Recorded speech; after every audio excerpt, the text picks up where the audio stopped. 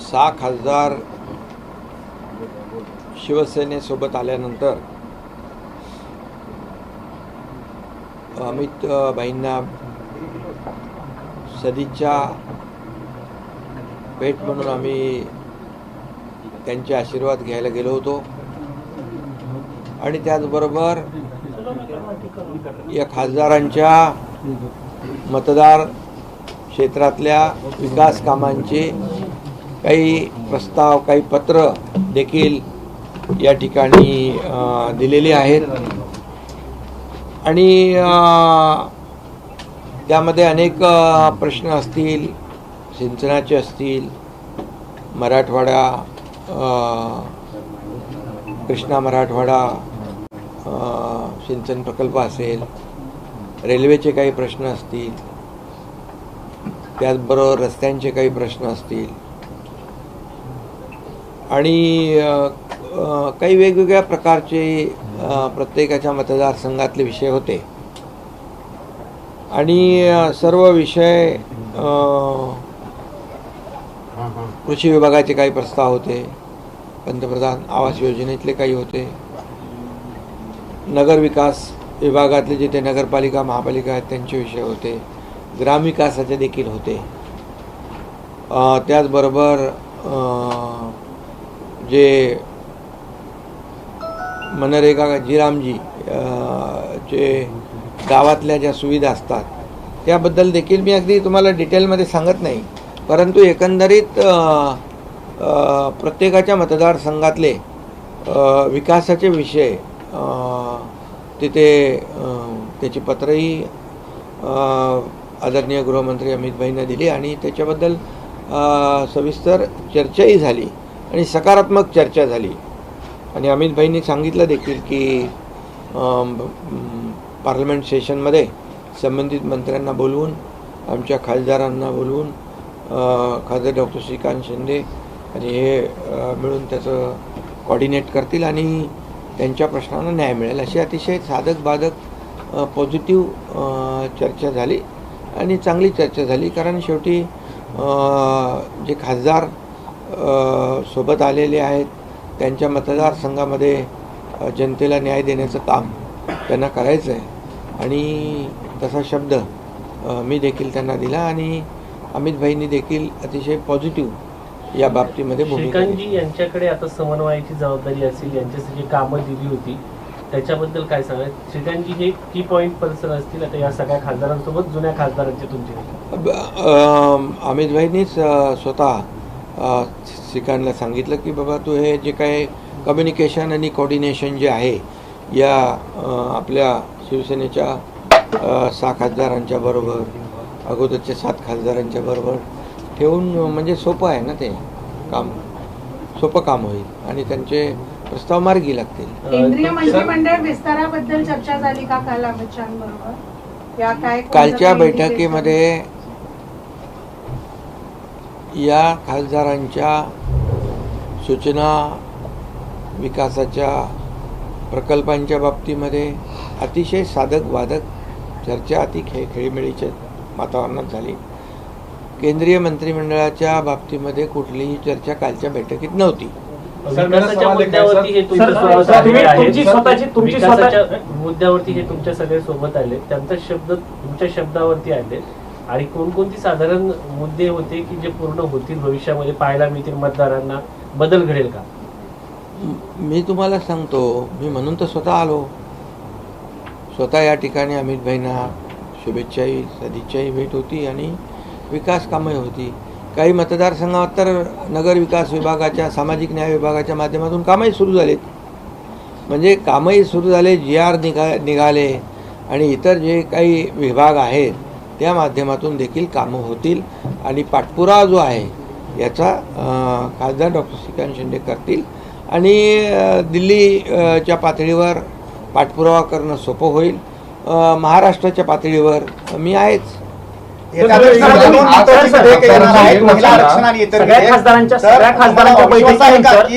Pass होतील म्हणून हे विधेयक दोन्ही सगळ्या खासदारांच्या बैठकीनंतर दोघांची स्वतंत्र बैठक झाली, त्या बैठकीत काय चर्चा झाली? मी आधीच सांगितलं की मंत्रिमंडळ विस्तार काही चर्चा काल नव्हती, पॉलिटिकल चर्चा काही नव्हती आणि ही चर्चा फक्त विकासाच्या मुद्द्यांवर होती. अधिवेशनात सर, सर 2 शेर महत्त्वाच्या सर- बिल्स येणार आहेत, अमेंडमेंटच्या घटनादुरुस्ती होईल असं घटना वाटतं. दुरुस्ती वगैरे, आणि त्यात राष्ट्रवादी काँग्रेस अजित पवार शरद पवार जे आहेत ते सपोर्ट करण्याचं चर्चा होतीये. मुळात हे पास होतील का बिल? तुम्हाला वाटतंय का तुम्हाला सपोर्ट मिळेल? बिलकुल पास होतील, कारण महिला आरक्षण बिल, डिलिमिटेशनचं बिल हे आवश्यक आहे.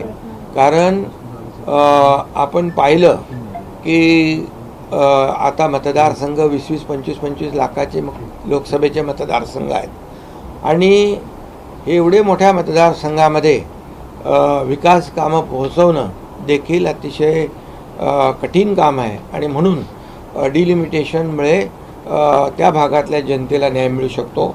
आणि त्याचबरोबर महिला आरक्षण जे आहे, महिला आरक्षण देशाचे प्रधानमंत्री नरेंद्र मोदीजींनी आणलं. इतके वर्ष फक्त चर्चा होती, परंतु आरक्षण विधेयक आणण्याची हिंमत मोदी साहेबांनी केली आणि मी खेदाने या ठिकाणी नमूद करू इच्छितो की मागच्या वेळेस हे महिला आरक्षण विधेयक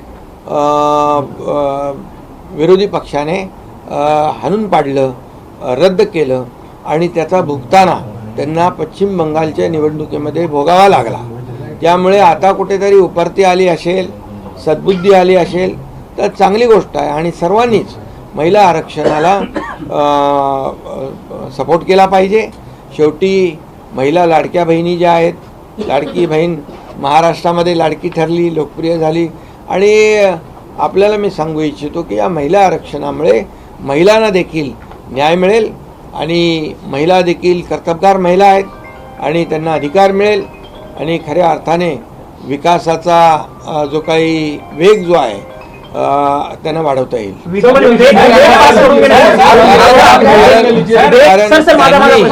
त्यांनी खऱ्या अर्थाने पहिली गोष्ट मागच्या वेळेस ज्यांनी महिला आरक्षणाला विरोध केला ते अतिशय चुकीच्या पद्धतीने चूक केलेली आहे. त्याचा त्यावेळेस खूप निषेध झाला, मी निषेध केला आणि त्याचं भुगतान देखील मी मगाशी म्हणालो की ज्यांनी विरोध केला त्यांना भोगावा लागला. तुमच्या दौऱ्यावरती टीका होताना बघायला मिळते. संजय राऊतांनी आरोप केला की तुम्ही चोरीचा माल घेऊन दिलेला जाता आणि मुलामाल लावण्यासाठी तुम्ही अमित शहाकडे येता. आता मी त्यांच्यावर काय बोलणार, कारण त्यांच्यावर आमचे प्रवक्ते बोलत असतात. ते कुणाची नोकरी करतात, कुणाची चाकरी करतात, कुणाकडून पगार घेतात, हे आता मला वाटतं मला बोलणं ते योग्य वाटत नाही. पण मी आपल्याला एवढंच सांगतो की यामध्ये की चोरी कोणी केली, बाळासाहेबांच्या विचारांची गद्दारी कोणी केली, हिंदुत्वाशी बेईमानी कोणी केली आणि त्याचबरोबर महाराष्ट्रातल्या जनतेशी जी खऱ्या अर्थाने त्यांचा विश्वासघात कोणी केला हे महाराष्ट्रातल्या जनतेने पाहिलेलं आहे आणि त्यांना धडाही शिकवलेला आहे. त्यांची जागा त्यांना दाखवलेली आहे आणि म्हणून लोक खरं म्हणजे आम्ही बघा त्यांच्यासारखी भाषा करणार नाही. ते तुडवायची भाषा करतात, आम्ही वाढवायची भाषा करतो. ते अतिशय खालच्या पातळीवर जाऊन 4 वर्ष आम्हाला शिव्या देत आहेत, 4 वर्ष आम्हाला शिव्याशाप देत आहेत. परंतु हे शिव्याशाप देणारे लोक आता दररोज त्यांचा खड्डा खोल होत चाललेला आहे आणि महाराष्ट्रातली जनता आमच्या बाजूने उभी राहते आहे. आणि मला वाटतं ते कुणाचं काम करतायत हा आत्मसंशोधनाचा विषय आहे, पण जे ते करतायत ते चांगलं करतायत. सर आपके इनकी टेक्निकल स्थिति क्या होगी जो 6 सांसद आपके पास आए, क्योंकि आपको मैं बताता हूँ ये 6 सांसद जो है 2/3 मेजोरिटी से हमारे साथ आए हुए हैं. पूरी कानूनी कार्रवाई सभी जो कानून के तज्ञ हैं, जो एक्सपर्ट्स हैं, उनसे बातचीत करने के बाद हमने ये लोकसभा के स्पीकर उनके पास ये 6 लोग गए। उन्होंने अपनी लिखित और ऑडियो वीडियो जो भी कुछ वहाँ पर प्रक्रिया करनी थी वो प्रक्रिया पूरी तरह से करी हुई है। और ये लोकशाही में हम कहते हैं मेजॉरिटी बहुमत को महत्व होता है।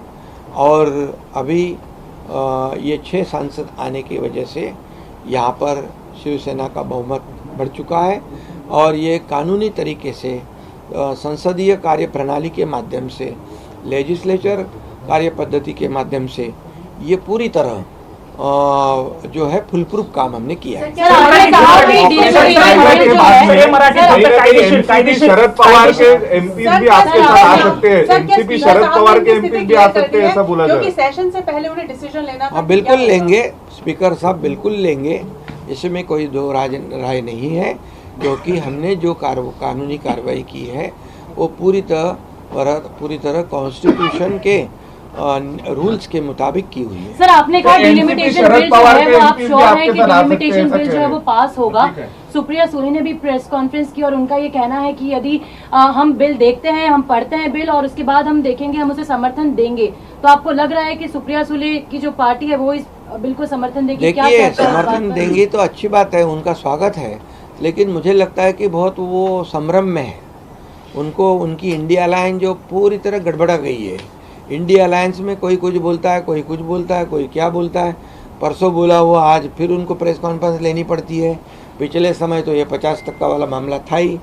अमित भाई ने खुद लोकसभा में कहा था कि हर राज्य में 50% सीटों में बढ़ोतरी होगी, सिर्फ भाजपा शासित या एनडीए शासित प्रदेश में नहीं होगी, पूरे देश में सभी राज्यों में 50% सीटों की बढ़ोतरी होगी। ये खुद अमित भाई ने कहा है।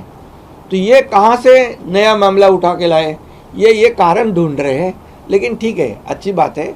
अगर उनको पता चला है कि इस बिल को हम विरोध करेंगे, डिलिमिटेशन को और महिला आरक्षण को, तो लोग खिलाफ जाएंगे और पश्चिम बंगाल की तरह हमारी परिस्थिति होगी। इसलिए वो अगर करते हैं, समर्थन करते हैं तो बहुत अच्छी बात है, करना चाहिए समर्थन महिला आरक्षण को, डिलिमिटेशन को। क्योंकि मैंने पहले ही कहा कि डिलिमिटेशन के वजह से जो चुनाव क्षेत्र बढ़ेंगे, आज 20-20, 25-25 लाख, 30-30 लाख के भी चुनाव क्षेत्र है, कैसे पहुंचेंगे? और इसलिए डिलिमिटेशन और महिला आरक्षण ये दोनों बिल पास होने चाहिए। और मैं आपको कहता हूं कि विश्वास के साथ ये बिल पास होंगे और जरूर पास होंगे। तुम्ही दिल्लीत असताना तुमच्या अमित शहा सोबत भेट असताना महाराष्ट्रामध्ये राज्याचे मुख्यमंत्री देवेंद्र फडणवीस यांची जयंत पाटलांनी भेट घेतलेली आहे। चर्चा आहे प्रफुल्ल पटेल आणि सुनील तटकरे हे तिथे होते। अरे, या सगळ्या राजकीय घडामोडी प्रफुल्ल पटेल आणि सुनील तटकरे आमच्या आघाडीत आहेत, महायुतीमध्ये आहेत, ते एनडीए मध्ये आहेत। जयंत पाटील माझ्याकडेही आले होते सांगलीच्या नगर परिषदेच्या विषयावर, आणि त्यांनी त्याचा खुलासाही केलेला आहे की सांगलीच्या काही विषयांवर ते गेले होते आणि मुख्यमंत्र्यांना भेटणं काय गैर आहे का? काय चुकीचं आहे का? याचा तुम्ही फक्त राजकीय अर्थ कशाला काढता?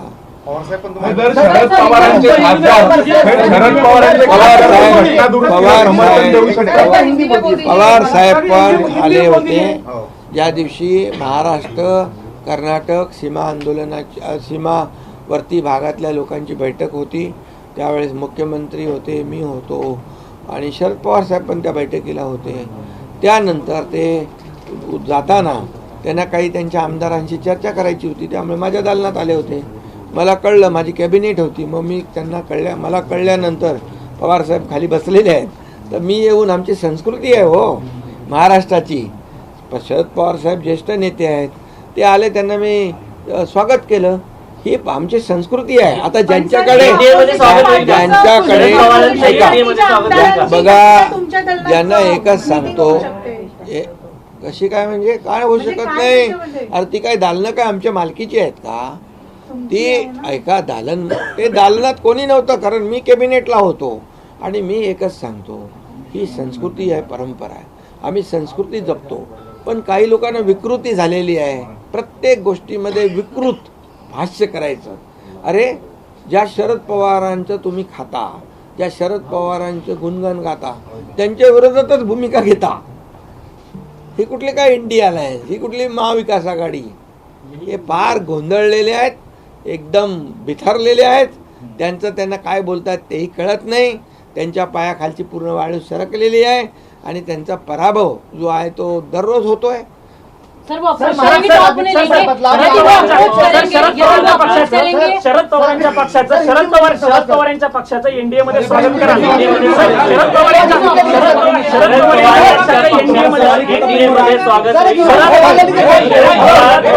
पक्षाचं एनडीए मध्ये स्वागत करा. हे बघा, तुम्ही एक सांगतो, एनडीए चा निर्णय घेणारे देशाचे प्रधानमंत्री नरेंद्र मोदीजी आणि गृहमंत्री अमित भाई. त्यामुळे एनडीए मध्ये कोणाला प्रवेश द्यायचा, कोणाला सोबत घ्यायचा हा अधिकार त्यांचा आहे.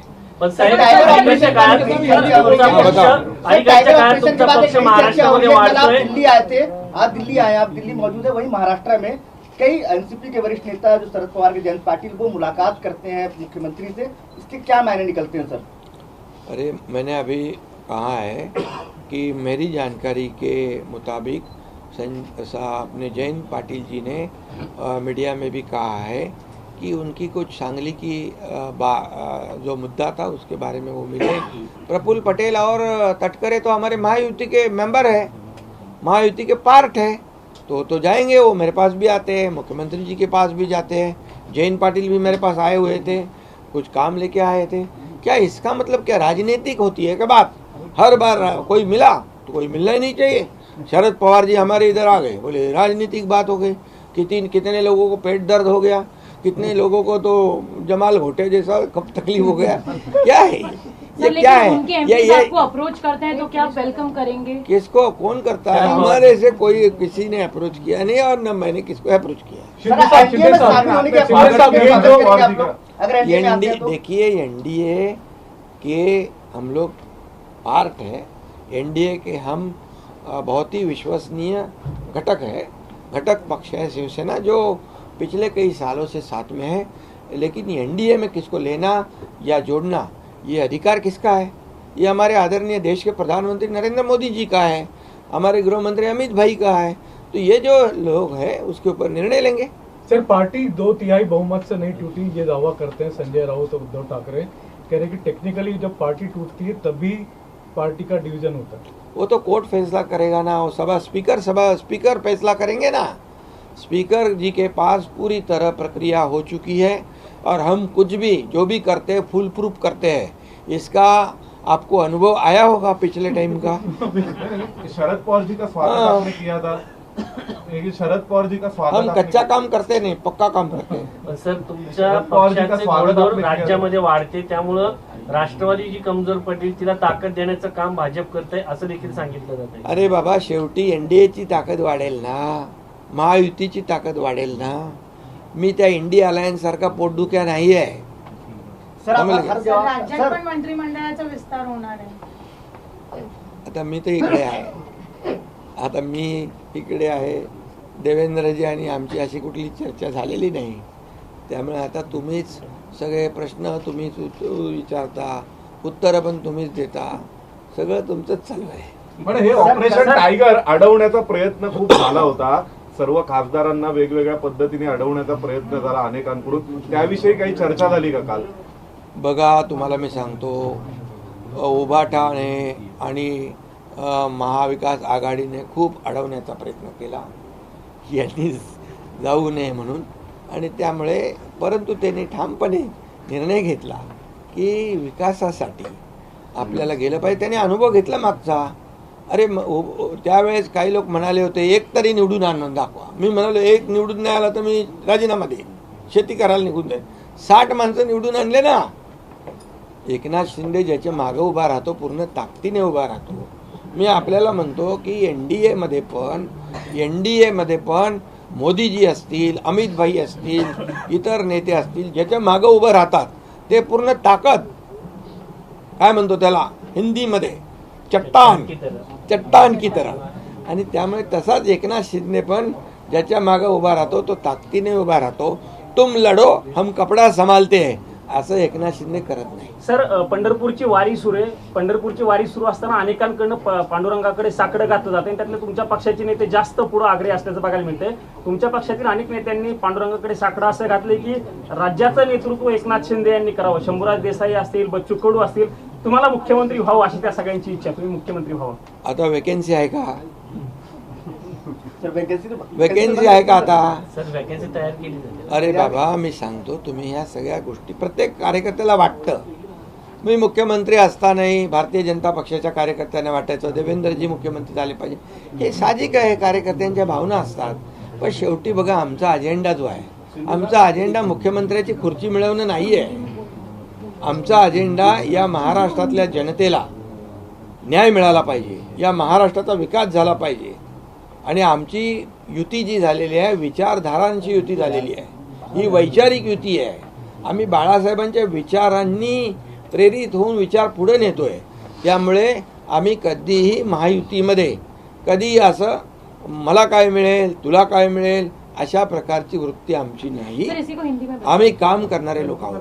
पुढील 5 वर्ष देवेंद्र फडणवीस मुख्यमंत्री सर, यही बात हिंदी में पुढील बता 5 दीजिए. वर्ष देवेंद्र फडणवीस हेच मुख्यमंत्री असतील राज्याचे. इसी को आप थोड़ा हिंदी में जो आप बोले आप ब्रीफ करें. देखिए, अभी मुख्यमंत्री पद की कोई वैकेंसी है क्या? कोई जगह खाली है क्या? अब देखिए, कार्यकर्ताओं की इच्छा होती है, अपना अपना पार्टी का मुख्यमंत्री होना चाहिए. इस पे ज़्यादा देखिए, मैं मुख्यमंत्री था तब भी भारतीय जनता पार्टी के लोगों को लगता था कि देवेंद्र जी मुख्यमंत्री होना चाहिए. उसमें क्या गैर मानना क्या है? हम कभी उसको कभी बुरा नहीं मानते थे कि हम सब साथी है. आज भी देवेंद्र जी मैं जब मुख्यमंत्री था 2.5 साल, देवेंद्र जी उप मुख्यमंत्री थे. हम टीम बनकर काम किए. आज वो मुख्यमंत्री है, मैं उप मुख्यमंत्री हूँ. हम हर टीम बनकर काम कर रहे हैं. आज बड़े बड़े प्रोजेक्ट को हम अंजाम दे रहे हैं. और दूसरी बात है, हमारा एजेंडा कुर्सी का नहीं है, हम एक विचारधारा से जुड़े हुए हैं. और जिनकी एजेंडा कुर्सी का है उनकी क्या हालत हो गई देख लो. कुर्सी का एक पहिया किधर गया, दूसरा गया, तीसरा गया, उसकी कुर्सी का सब इधर तितर बितर हो गया. लेकिन हमारा एजेंडा जो है विचारधारा और डेवलपमेंट से जुड़ा हुआ है. इसलिए एक कार्यकर्ताओं की भावना होती है, लेकिन इसमें हम एक है. कितना भी कुछ कोशिश करें लोग कि कितना भी हमारे दोनों में कुछ झगड़ा लगाने की कोशिश करें तो वो कौन लोग मुमकिन नहीं है, वो बिल्कुल मुनासिब नहीं है, वो नामुमकिन है. क्योंकि हमारा एजेंडा डेवलपमेंट है, हमारा एजेंडा हिंदुत्व है, हमारा एजेंडा बाला साहब ठाकरे जी के विचारधारा को आगे बढ़ाना है, ये इस राज्य को आगे बढ़ाना है. बोलो अभी क्या चाहिए? ये झगड़ा लगाने वाले कौन लोग हैं सर? अरे विपक्ष वाले लगा रहे हैं भैया, उनको क्या हाथ में आने वाला है? सर, डिमोक्रेशन को आप शरद पवार की पार्टी सपोर्ट कर रही है. सर, जैसे जो महिला आरक्षण बिल आएगा, इसमें महाराष्ट्र की संख्या ठीक ठाक रहेगी समर्थन करने के मामले में. अगर आपकी युति को छोड़ दें तो बाकियों की अगर हम बात करें, देखिए, जो काम जो नहीं करेगा उसकी हालत पश्चिम बंगाल जैसी होगी, समझ लो. सर, चर्चा महिलाएं क्या जादू कर सकती है? हमारी लाडली बहना क्या जादू कर सकती है, वो देखो. सर, ऑपरेशन टाइगर 2.0 कब देखने के लिए मिलेगा? हाँ? अगला ऑपरेशन 2.0 क्या जारी है? अभी आपने कहा कि देखिए, आपकी ये कोशिश रहती है कि आप ज्यादा से ज्यादा लोगों को अपने साथ जोड़ें. मेरी कोशिश यही है कि अच्छा काम करे. लोग जुड़ते हैं, लोग साथ आते हैं विश्वास के साथ. लोगों ने काम देखा है कि 2.5 साल का मुख्यमंत्री पद कार्यकाल का काम मेरा देखा है. तब कई विकास प्रकल्प को महाविकास आघाड़ी ने स्टे दे के रखा था. उनकी स्थगिति सरकार थी, हमारी प्रगति सरकार है. उनका पैर ब्रेक पे था, हमारा पैर एक्सीलेटर पे है. हमारा विकास जोर से चालू है. इसलिए लोग आ रहे हैं, जुड़ रहे. हम किसी को तोड़ नहीं रहे. तोड़ने की भाषा वो लोग कर रहे हैं, हम जोड़ने की भाषा करते हैं, तोड़ने की नहीं. सर, चर्चा सुरू आहे की फायनान्सचा पोर्टफोलिओ पण चेंज होणार, त्याच्यावर काही निर्णय अजून? बघा, मी सरकारमध्ये आहे, अजून तरी मला माहीत नाही, परंतु तुम्हाला माहीत आहे. तर तुम्हाला काय माहीत आहे ते मला सांगा. सर कोस्टल रोड डिलिमिटेशन पे अब शरद पवार की पार्टी जो है वो समर्थन करने वाले हैं। ये बदलाव ये अचानक कितने से बार क्यों आ रहे हैं? पूछोगे? नहीं वो मराठी में हिंदी में मुझे एक बार बताइए। अरे हिंदी में एक हिंदी बार में बताइए। बता दिया। नहीं एक बार बताइए क्या बताऊँ भला? कि सुप्रिया सुले जो है हाँ। वो सांसदों के साथ सपोर्ट करने वाले है डिलिमिटेशन के। और स्वागत है, अच्छा है, करना चाहिए। उन्होंने पिछले टाइम नहीं किया, गलती किया, वो महिलाओं को अपमान किया, महिला आरक्षण का अपमान किया है, और इसलिए उनको अभी कुछ अच्छी बात सूची होगी तो अच्छी बात है। उनको मालूम है कल पिछले टाइम गलती किया, इसलिए पश्चिम बंगाल में मार खाना पड़ा। अभी ऐसे ही आगे बढ़ेंगे तो पूरी तरह मार खाएंगे। तो अच्छा है, अच्छा है। कारला आग लागली आहे बोगद्यात, तर तुम्ही काय सांगणार की दुसरा मोठा ऍक्सिडेंट असं दिसत आहे, नागरिकांमध्ये पळापळ दिसते, कारण गाड्या सोडून पॅनिक सिच्युएशन त्या ठिकाणी तिथली अग्निशमन यंत्रणा अतिशय अद्ययावत आहे, आणि दुर्दैवाने अशी घटना घडली असेल तर नक्कीच त्या ठिकाणी ती यंत्रणा जी आहे ऑटोमॅटिक ॲक्टिवेट होते आणि त्या ठिकाणी कुठलीही जीवितहानी होणार नाही याची काळजी आमच्या लोक घेते। सरकार एक संविधान संशोधन और लेकर आ रही है सर। सरकार एक और संविधान संशोधन लेकर आ रही है कि पीएम हो या सीएम हो या मंत्री हो, अगर वो आरोपी होते हैं, आपराधिक मामले आते हैं तो उनकी स्वतः ही कुर्सी खत्म हो जाएगी। विपक्ष इस पे कई तरह की बात कर रहा है कि ये तो राजनीतिक दुर्भावना की वजह से लाया जा रहा है। आप किसको कैसा मानते हैं इस बिल को? कौन लाए, कभी लाए? केंद्र सरकार लाने की तैयारी में है, जेपीसी के पास है। पीएम हो या सीएम हो, अगर मामला आया तो तो देखिए अभी पीएम कौन है? मोदी जी है, बराबर है। तो जो खुद ही ऐसे बिल को लाना चाहते हैं तो इसका मतलब उनको बेदाग है। अगर उनको इतनी भर भी कोई ऐसा डर होता कि इसके अंदर कल उठकर निर्णय लेने के बाद कुछ तकलीफ हो सकती है तो वो क्यों लाते? 2014 वाली बात के ऊपर मैं नहीं जाने वाला था, लेकिन 2014 से पहले 2G स्पेक्ट्रम, कॉमनवेल्थ, चारा घोटाला, गोबर घोटाला, कोयला घोटाला, कितने घोटाले हर रोज बड़े पूरे फ्रंट पेज में हम वही पढ़ते थे। और इसलिए 2014 को यूपीए कांग्रेस सरकार को जनता ने हटा दिया, मोदी जी को लाया। आज मैं बताऊंगा 2014 के बाद 2026 12 साल में आज देश की प्रगति क्या नहीं हुई है। गरीबी हटाओ, गरीबी हटाओ, कांग्रेस कहती थी गरीबी हटी, क्या गरीब हट गया? गरीबी नहीं हटी, लेकिन मोदी जी के काल में 32 करोड़ लोगों को गरीबी से ऊपर उठाया। 80,000 करोड़ लोगों को 80 करोड़ लोगों को मुफ्त में अनाज देने का काम मोदी सरकार कर रही है। डेवलपमेंट इतने ज़बरदस्त महाराष्ट्र का ही मैं बताऊंगा, 10 साल में यूपीए ने 2 लाख करोड़ दिए थे, मोदी जी की सरकार ने 12 लाख करोड़ दे दिए। ये है विकास, ये है डेवलपमेंट। और इसलिए स्वच्छ सरकार और करप्शन फ्री सरकार होना चाहिए। इसके लिए ये बिल आ सकता है तो उसका स्वागत करना चाहिए। अभी आगे जो विरोध कर रहे हैं उनका तो क्या फर्स्ट है मालूम नहीं, लेकिन मोदी जी का नेशन फर्स्ट है और अपोजिशन का करप्शन फर्स्ट है, इसलिए डरते होंगे वो। शिंदे जी, राम मंदिर को लेकर जो उद्धव शिवसेना है वो अभियान भी चला रही है कि जो हुआ है वहां पर चढ़ावा चोरी में वो गलत हुआ है। आप लोग किस तरीके से देखते हैं इसको? आंदोलन नागपुर से भी चल रहा है, अयोध्या तक जाएगा, क्या कहेंगे इसको और ये राम मंदिर के पूरे विषय को? देखिए, जिन्होंने राम कार सेवक को, राम सेवक को, राम भक्तों को हरामखोर कहा, ये भी आपको पता है। हिंदुत्व की विचारधारा को लेना ये हमारी गलती थी, ऐसे शब्द मुख्यमंत्री रहते हुए सदन में निकाला हुआ है। अभी वो राम रक्षा की बात कर रहे। देखिए, मैं ये कहूँगा, जिनको महाराष्ट्र की जनता ने उनके करतूत की शिक्षा दी, अभी उनको राम रक्षा याद आ गई है। अभी उनको पता चला है जो नहीं राम का वो नहीं किसी काम का। अभी इसलिए ये राम भक्ति उनके मन में आई है। हनुमान चालीसा बोलने वाले को जेल में ठूसने वाले कौन थे? हनुमान चालीसा बोलने वाले जेल में डालने वाले कौन थे? राम रक्षा का आंदोलन करते। राम रक्षा पूरी तरह बोलने तो आनी चाहिए। और इसलिए मैं कहूँगा कि वो खुद की पार्टी की रक्षा नहीं कर पा रहे, इसलिए राम रक्षा पे आए हैं। राज्यामध्ये शेतकरी कर्जमाफी सोबतच वीज बिल देखील माफ करण्याचा निर्णय झालेला आहे।